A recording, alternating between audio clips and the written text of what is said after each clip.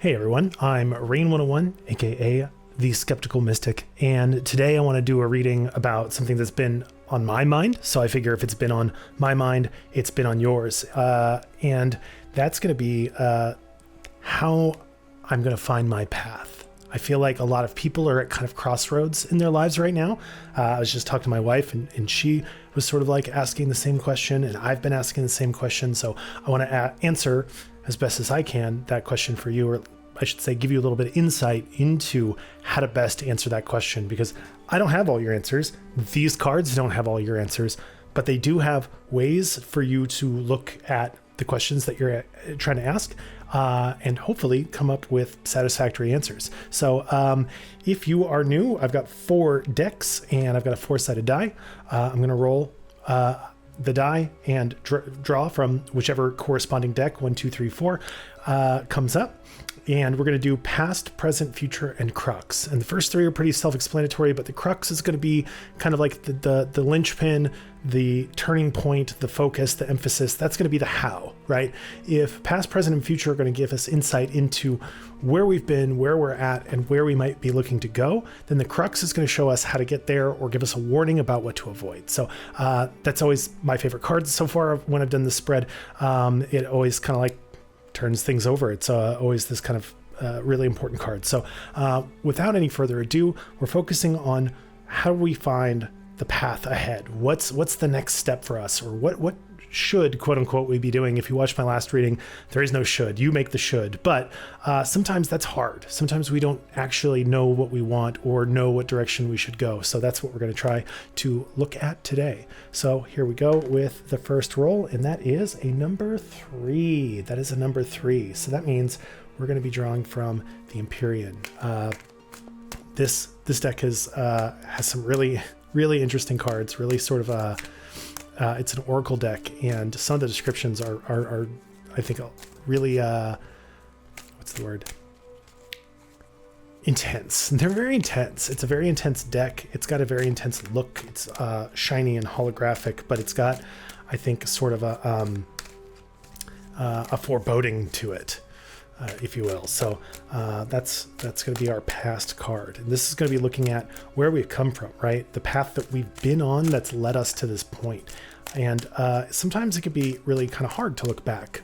We cringe at some of the mistakes that we made or the opportunities that we missed. But it's also important to remember that, you know, the path got us here. The path that we've taken has got us here for better or for worse. And we are who we are because of it. So even if you cringe a little bit at some of the people that you used to be, that's normal. We all do it. We all lie awake at night every once in a while going, that thing I said in 7th grade. That time I did that thing in front of the whole school. But you know, it's part of living. So we're not looking at the past as something that, like, you know, just the mistakes that we made, but also our accomplishments, also our successes, and all the moments in between. There are a lot of moments that come up in our lives that we recollect from our pasts that weren't good or bad. They just were, right? They were meaningful or significant in a way that's hard to sort of pin down to just, oh, this is good, oh, this is bad.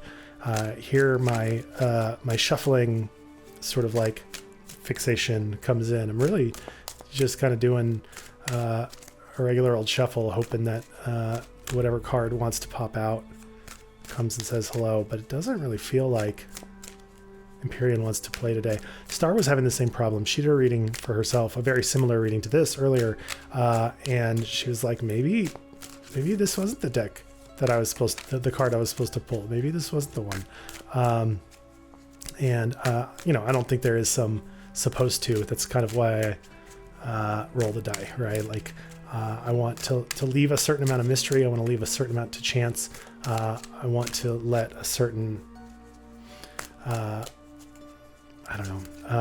I don't want to bring my biases into the reading and say, oh, well, past is going to be past is feeling like this today. No, let the dice tell us what the past is, and otherwise, you know, you just wind up in a weird spot.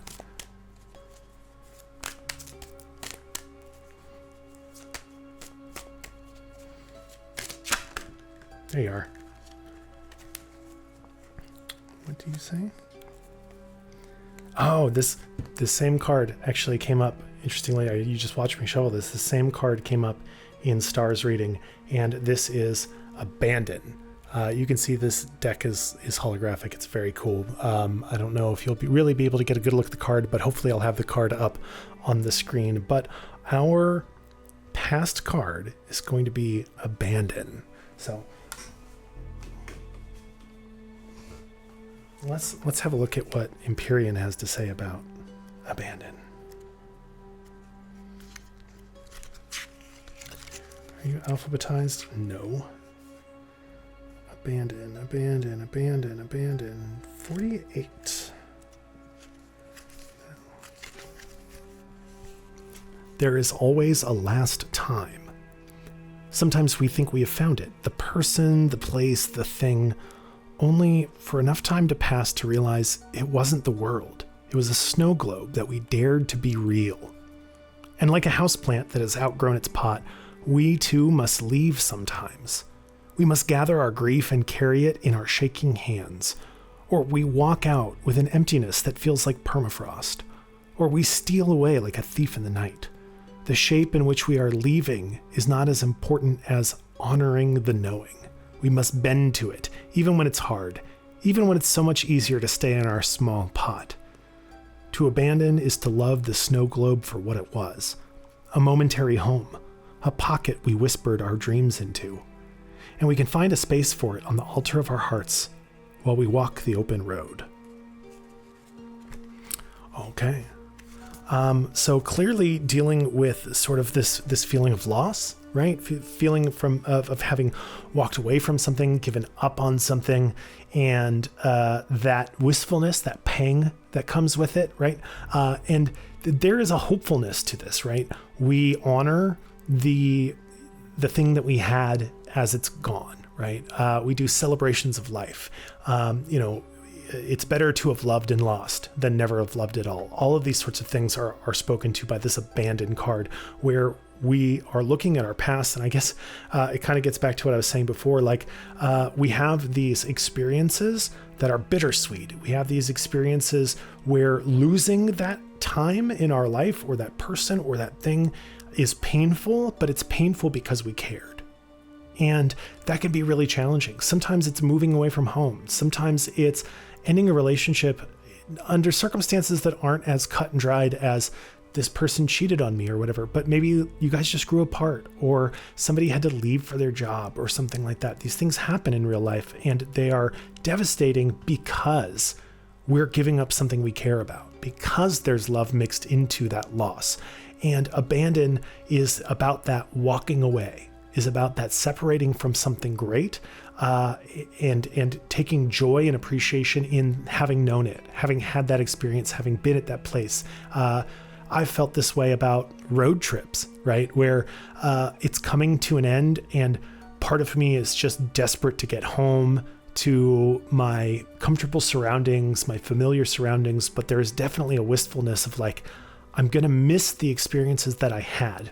I don't want to do this forever, but I kind of do, but I know I can't, and that's what makes it powerful. So our past is mixed up in these feelings of sort of like nostalgia and memory, and maybe we're connecting or trying to connect with something from our past that's going to, give us insight into our future.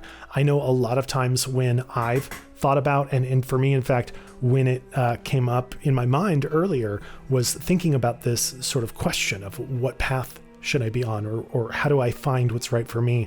Part of what sparked this thought was thinking of a version of me that used to exist and some of the qualities that I admired in that person and how I kind of wish I still had them. But I'm a different person now. I'm older and I'm more mature, and I can't go back to being a rowdy 20-something, right? I'm almost 40. It would be weird and kind of creepy if I did go back to being a 20-something. People would look at me funny, right? But that doesn't mean I can't be grateful for that experience. Even as I miss it, it's leaving. And I was thinking, what's my path now? Like, I remember what it was like to feel good about myself, or I remember what it was like to feel like I had purpose, but now I don't. right? And I think in the past, we've had all of these experiences, and we need to learn maybe to let them go and reinvent ourselves truly, and not necessarily hold on to something from before, but step into the future, embracing a new version of ourselves. I think the other cards will give us a little more context into what we walked away from, or why we're feeling like we need to think back on what we've lost in the past. So let's get on to our present card. And that's going to be a number 2. That's our Rainbow Brain Skull here. This is my favorite deck. This is my Oracle deck. It's silly. And if you watched the last reading, it can be a little ominous. It can be a little bleak, but I think there's frivolity in the bleakness of it that I really kind of appreciate. That's been on my mind a lot lately as well. Maybe I'll talk about that later. But number 16, too many ideas, same as no idea. And it's a guy stuffing a bunch of multicolored balls through a door, and he can't fit them all. I'll again have the picture up here on the screen. Let's take a look at what Rainbow Brain Skull has to say here in our present. There are only so many hours in a day. Choose one thing to focus on. You'll find that it's more enjoyable. You'll find that it's more enjoyable to point your energy in a single direction rather than aimlessly scattering it all over. So we walked away from something, right? We walked away, we left something behind in our past. And now in the present, maybe we have too many ideas. I know that that's something I've struggled with. I think a lot of people struggle with is we have too many ideas and not enough hours in the day, especially if you're working full time, you're doing like a lot that's not for you. You only have a limited amount of time to actually commit to the things that you want to do. I'm doing this here at close to midnight, and I know that I'm going to be giving up a little bit of sleep, and I haven't been working. I'm looking for a job right now, and I have all the time in the world to come up with my ideas and develop them, and I still don't feel like there's enough time, right? Too many ideas is the same as no idea, because the outcome is the same. You don't actually get anything done. If you don't have an idea, then you're not acting on anything. If you have too many ideas and you don't pick one, you're not acting on anything. So here it feels like maybe we're in limbo, right? We've given up. We've walked away from ourselves in the past. We've walked away from a life that we knew, and maybe it was one that had purpose. It was something that gave us a clear understanding of who we were and what we were doing and how we wanted to do it. But those feelings don't always last forever. Even for the most world-renowned artists and creatives, there are periods where they go, what is the point of all of this? Or should I continue doing this? Or why doesn't this spark the same interest in me that it used to? So here we are in the present moment, right? And we maybe have stepped into this feeling of like, I have so much to think about. I have so much to do. And that's why I'm asking this question, right? Is what actually should I do? What's my path? What's the next step for me? And this is saying, okay, you maybe have a few too many steps that you're considering taking, right? If you only had one step to pick from, if it was just a straight line, then you wouldn't be watching this video. You wouldn't be like, what do I do? So clearly, like, this is looking at you who's watching this, who's been drawn to this and saying, yeah, you probably have too much going on and it's stymieing your ability to do anything at all. And maybe that's part of this abandon is I walked away from something for something else, right? I replaced one thing with another. And now I don't know how to go from here. I don't know how to pull back that feeling that I had before, or I left it for one reason. And now I'm here in the present and I feel like I made the wrong decision or whatever. And now I want to go somewhere else other than where I've been before, right?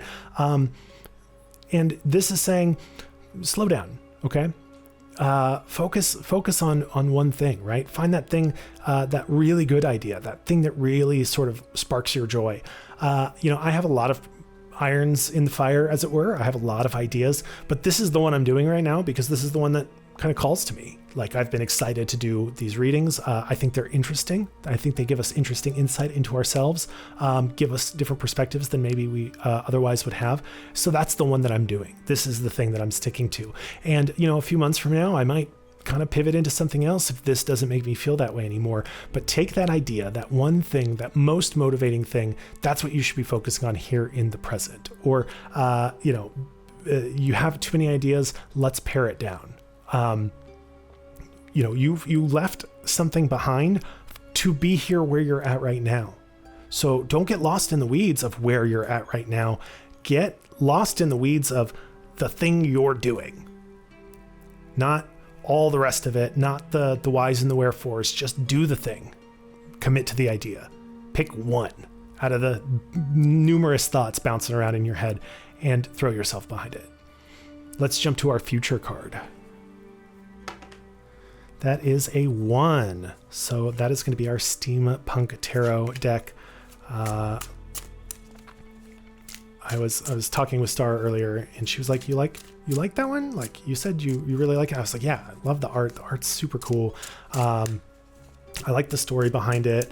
The sort of idea, right? This idea that somebody had that they kind of switched around in their head a little bit and put on the back burner, and then came back to it when it felt right, and then found the perfect artist for it.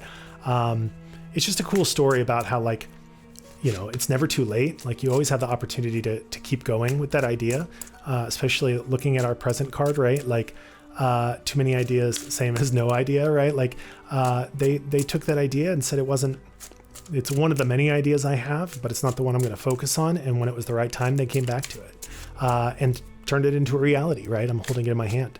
And that's really cool. I think about people like Alan Rickman, who, Alan Rickman was Alan Rickman, but they didn't really get their first big acting role in Die Hard until they were 42 or something like that.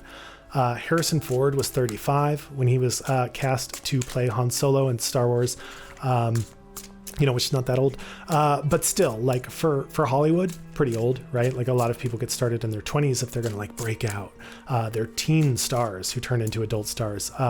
But there are so many stories of people who got started, quote unquote, later in life and still had, no one would say Alan Rickman's career wasn't great, right? Like, even though he started 30 years later or 20 years later than a lot of his contemporaries, he still managed to have this incredible life altering for me and so many others' career. So part of why I love this deck is sort of the story behind it. And I think steampunk has become, a little passe. It's kind of, 2010, 2012, but I don't care. Like, aesthetic doesn't die, things come and go, right? In terms of, like, fashion and flavor, but aesthetic doesn't die. And steampunk as an aesthetic is going to be around forever. Once it was invented and put into the world, it will always find people who connect with it. I'm not even a huge steampunk guy, but I do think it is a pretty neat aesthetic at times. I'm not going to walk around, wearing a top hat and goggles or anything like that anytime soon. But for the people who do, like, more power to you. It is a very cool aesthetic. It's a very cool look. I understand the appeal of the, like. It's kind of like primitivism and futurism meet, right? Like, which is, it seems like it should be sort of oxymoronic, like paradoxical, but it's not, right?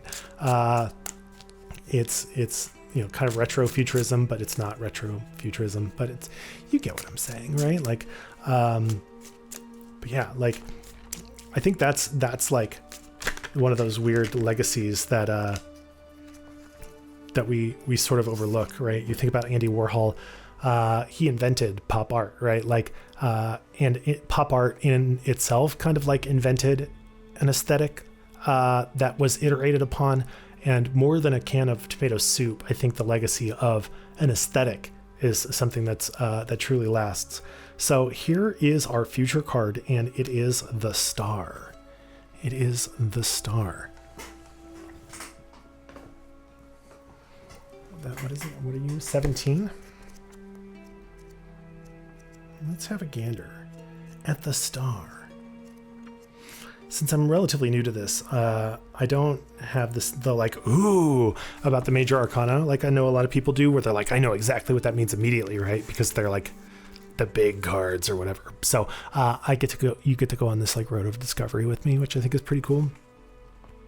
Hush, my darling, hush. Have faith. I will light your way. A little note before diving into the beautiful depths of this card.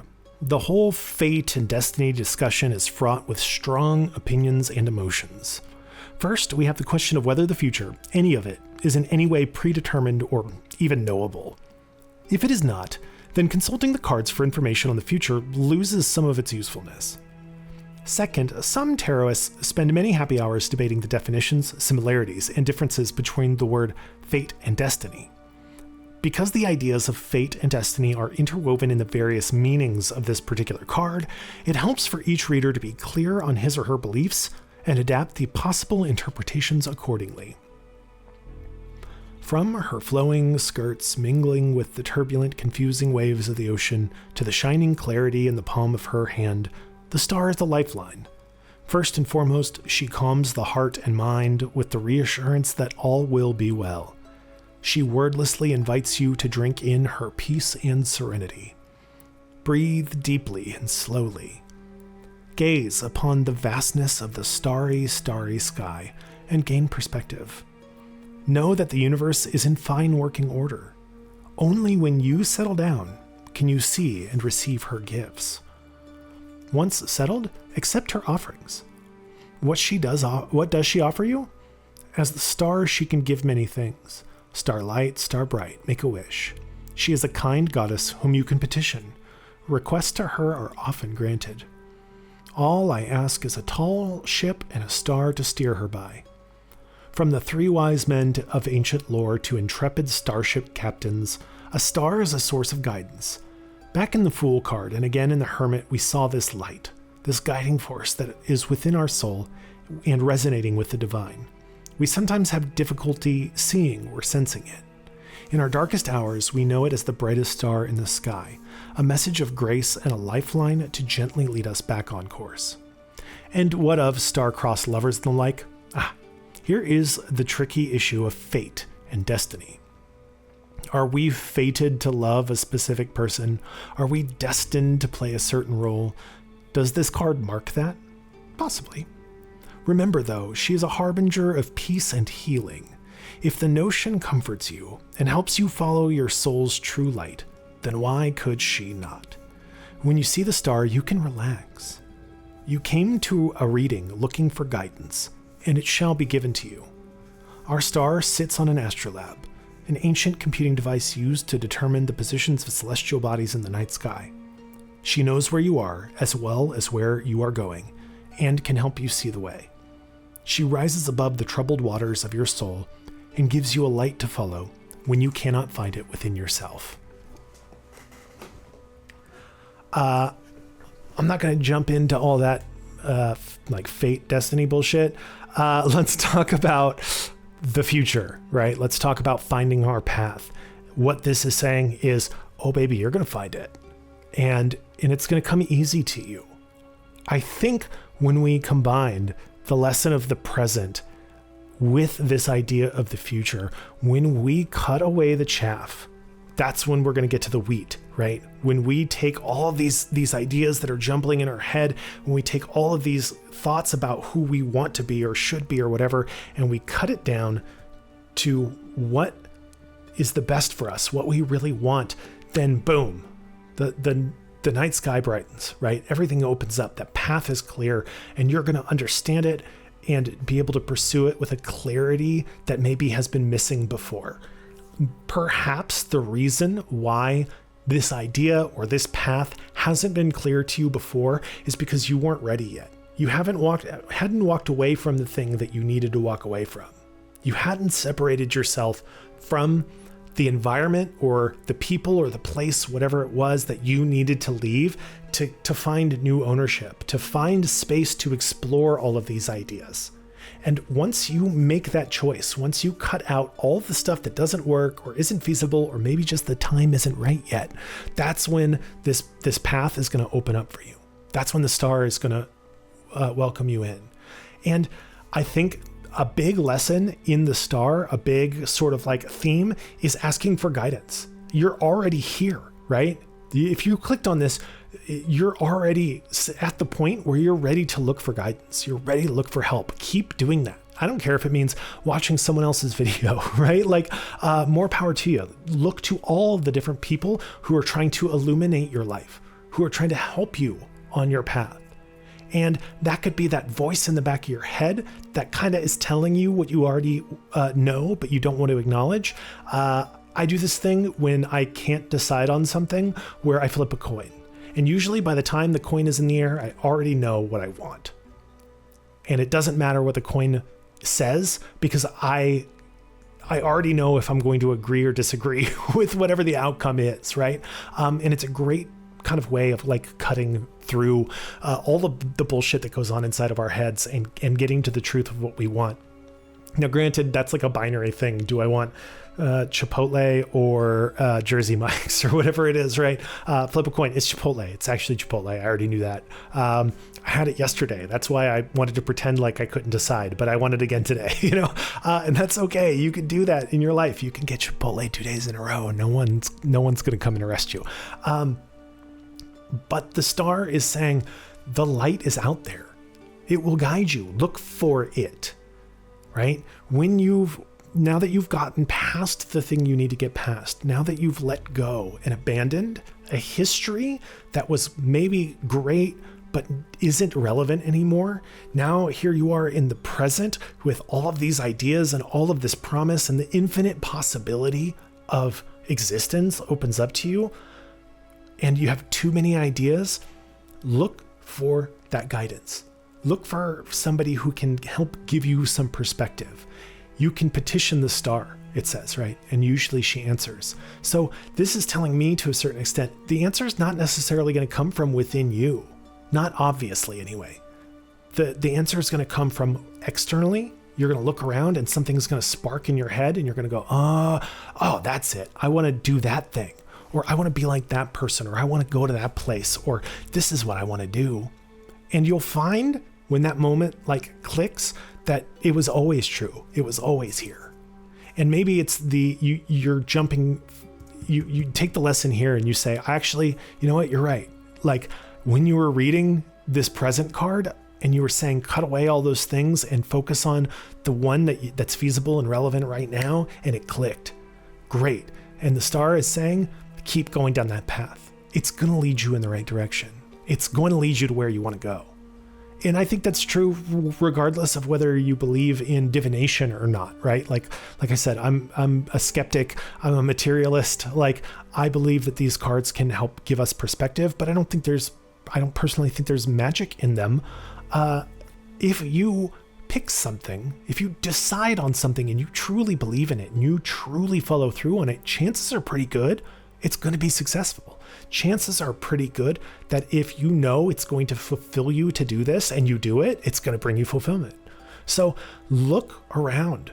If you don't have the answer, look for guidance. If you do have the answer, look for guidance. Look for the people who can help you navigate how to even get started on turning this idea into a reality.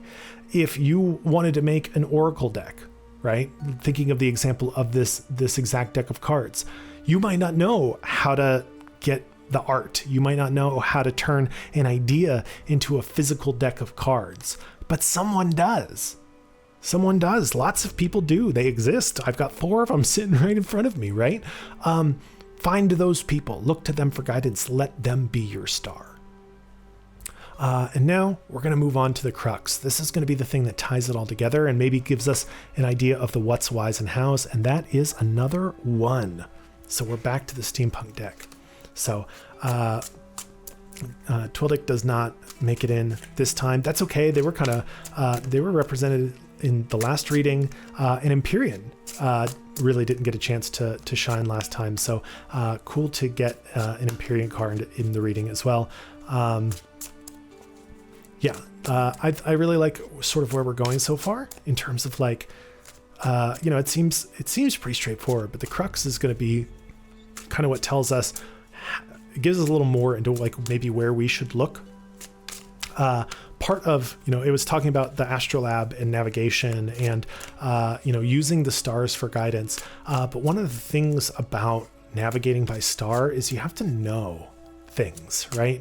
You have to know which star is the North Star. You have to know constellations to say, this time of year in this part of the sky means we're headed south. Otherwise, you're just looking at a bunch of white dots in the sky going, well, they sure are pretty. Sailors have sextants and maps and charts.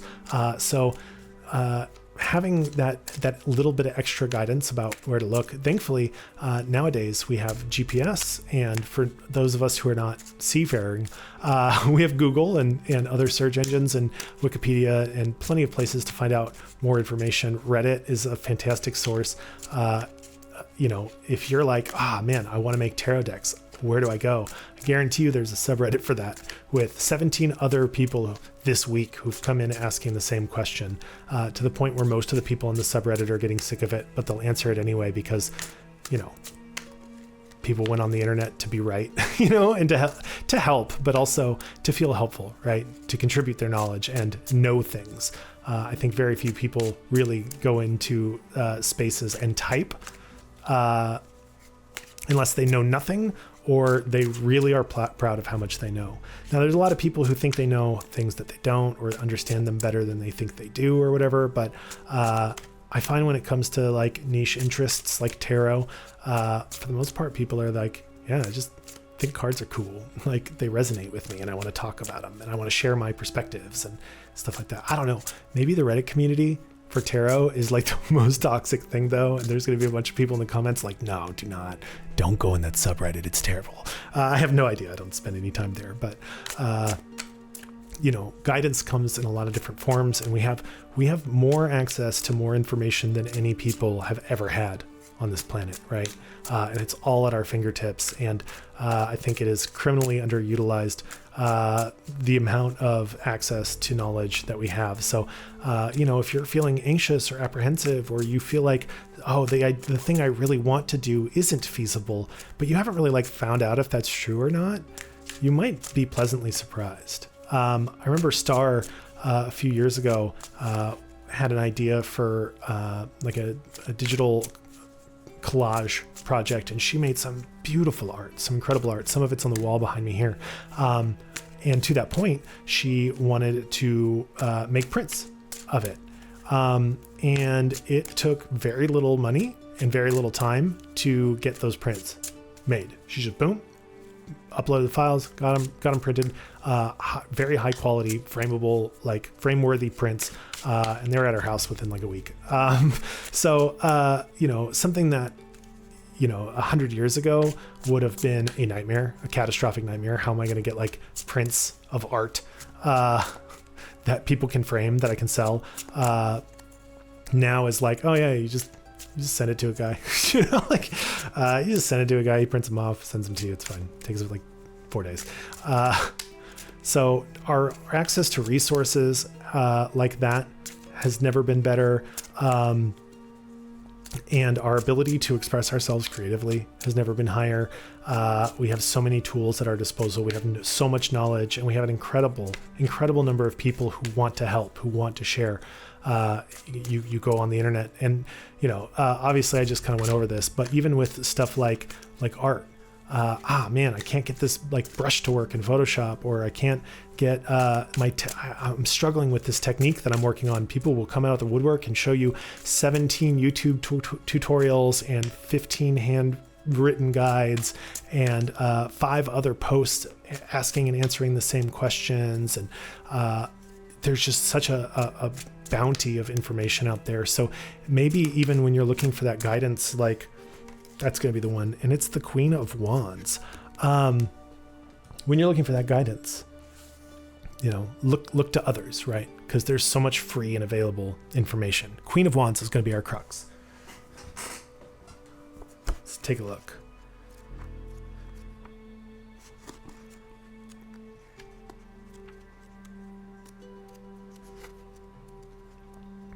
Pages. Oh, okay. Cups, swords, pentacles. Oh, I passed it. Why are you still sitting there? For goodness sake, why am I still sitting here? Alonzi. As long as she is in motion, she shines like the sun. the star. Drawing people and good luck to her like moths to a flame. But that's not the sun, that's the star, I know. But like, come on. Her confidence radiates so strongly that you can feel it in your blood as if it were your own. Her energy helps you be your best self. She wants you to be your best self because she does not want to be surrounded by boring fools. If the action stops, if clever conversation ceases, she clouds over, restless and feeling useless. Because if people aren't moving, aren't sparkly, she has nothing to offer. This fact may lead you to believe she is shallow. It would be a mistake to confuse impatience with shallowness. She knows so much and just wants you to experience it too. This queen has discovered her inner power, and much like a strong horse, it can carry her almost anywhere she wants to go. Despite outward appearances of the aforementioned shallowness and ego, she's actually more in tune with her intuition than you'd imagine. That is one reason she can move forward so confidently. She doesn't doubt her direction because she knows she is guided by something other than her own mind or feelings. Having discovered this fabulous way of living life, she has no patience with and no sympathy for those who want to wallow in self-doubt and misery. If you want to move, she'll get you up to speed in no time. If you want to make excuses and whine, she'll spare a moment to give you a killer, withering glance before turning her back on you. If you hurry, you can catch up with her and get her to smile on you again. It would be worth it. So, all right. The crux seems to me to be confidence, right? To be dedication, commitment, to really fucking following through. Like, go for it. Back in my Twitch Sings days, that's something that I would say all the time. If you guys don't know, which you probably don't, Twitch Sings was like a Twitch karaoke game. And there were a lot of challenging songs. I learned how to sing, really, by practicing a lot, by singing a lot in this karaoke game. It's how my wife and I met. And one of the things I always said was just go for it. Like, oh, there's that song that's a real challenge. Give it a shot. And there's that note that's a little too high for you. Go for it anyway. Push yourself, right? So taking all of this together, the thing that ties it together is commitment, right? You have too many ideas, right? You moved from one part of your life into a new part of your life, and now you don't even know what to do. That's why you're here. What am I doing? I can't go back to that thing that I used to be, but I kind of want to, or I miss it, or I'm wistful, but I know it was the right choice. So now here I am, and I don't know what to do. And the Queen of Wands as the crux is saying, who cares? Like, pick something, go with it, and really, really throw yourself into it. If you decide, we'll stick to this example. If you decide that you want to make a tarot deck, right? And you have an idea of like, I'd like to make a steampunk tarot deck. The thing is not to waffle and complain and consider why it can't work and how it can't work. The Queen of Wands is saying, fuck all of that, figure it out, make it work. Take all the help you can get. Find all the people who will help you. In theater, we used to say beg, borrow, steal, right? Where if you needed something that you didn't have anywhere in the theater, you would go to a different theater, or you would go to someone and you would beg, borrow, or steal that thing, right? By any means necessary was basically the gist of it. So when you have figured out, okay, I've cut it down to the thing I actually want to do, go and get that guidance, go and follow that star, and really put your whole ass into it, right? Like really, really commit to it, really dedicate yourself to it. Don't pussyfoot around and bitch and moan about how it's not going to work out for you. Just go and do it, but however you need to. And again, that's true of it. It doesn't matter what it is, whether you want to get a new job or make a tarot deck or surprise your fiance for their birthday or with a huge surprise, whatever it is, go 100% into it, because the Queen of Wands is not going to wait around and bestow her favor or whatever on people who are not all the way in. And that's what you have to be. You have to be all the way in, or else it's not necessarily going to work out for you, right? I know if when people have come to me for things that I am an expert on, I can tell if they are there to learn from me or if they're there for some other reason. And if somebody is coming to me looking for my expert opinion, but they're not actually looking for that, they want me to tell them what they want to hear, or they don't want me to tell them what they don't want to hear. When they're not coming in wholly ready to take my advice, I'm like the Queen of Wands. I'm like, okay, whatever, dude. Like, I don't have time for this, right? I got better shit to do than help you feel better about yourself, right? Because you're not here for the right reasons. You're not totally committed to it. You're not here to learn and grow and develop. You're here for something else. And that's my Queen of Wands energy. So don't bring that energy into your learning, right? The star will guide you, but you need to be 100% whole ass in it, or it's not going to work. The star is maybe wants to help you, but not if you're not willing to help yourself. So taking it all together, what I see in terms of, hello kitten, finding our sort of our path, our plot, is taking and reflecting on the experiences that we've had before and letting them go, stepping into ourselves, our current selves fully, and then really boiling that down into what's going to be the best for me? What's going to be the most fulfilling? What's the idea that really sticks out that I really, really, really want to do? And then throw yourself into it 100%. Get guidance, start learning everything you can about that thing now. If it's your new job or whatever, right? You want to find a new job, and you decide that you want to be a plumber, for instance, you gotta, talk to people who are in the trade, watch YouTube videos, learn everything that you can about plumbing, not just plumbing as a trade, but how to get into the trade, how to get an apprenticeship, how long that takes, all of these, get into it all the way and let it be clever and exciting and exhilarating and fulfilling for you. One thing about the Queen of Wands is she wants something active and interesting. So become active. Take an interest, throw yourself into this new pursuit, but you've got to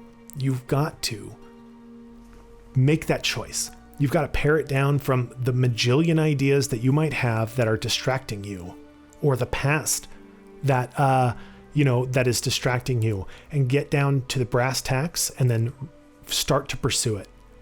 Start to really follow it and go 100% into it. Does that answer the question of what is my path? No, I don't have that answer for you. You do. And it could be that like I said, some external guidance is what gets you there. I know that, I have a ChatGPT instance that I ask a lot of philosophical questions to and have philosophical discussions with, but I've also talked to them about this same question. What should I be doing? And over and over and over again, certain themes keep coming up. I love performing. I love creating, but I also love helping people. I love being of service to the people around me, but I also don't always do well with people around me. I'm an introvert, and I'm not going to get into the rest of it, but I work better alone. So here I am now, bringing a lot of different things together, creating content that allows me to hopefully help some people, share some insight, help you spark something in your head. And I just get to do it here, sitting in my office, talking into a microphone and look into a camera lens. So, for me, it was about going to the external and asking a bunch of different, maybe you have a bunch of friends and you say, what do you think I should be doing? What do you think I should do? Talk to your friends, talk to your family. What do you think? Somebody might come up with something that you didn't even expect. They might be like, well, why don't you become a plumber? And you'd be like, what? A plumber? I never even thought of that. What the fuck? Oh, that would be awesome. Like I get to travel around and work with my hands and this, that, and the next thing, whatever it is, right? It might come to you from someplace unexpected. So if you have too many ideas, bounce them off of people. Go find your stars. Go navigate this question externally. And when you arrive at that, follow through on it. Go real hard into it. So yeah, that's my reading. I hope you got something from it. I hope this is something that sparked an idea or helps give you some insight into what your next step in life should be. I'm Rain. I am the Skeptical Mystic, and I will see you again next time. Make sure to like, follow, subscribe, all that sort of stuff if you want to see more of my content.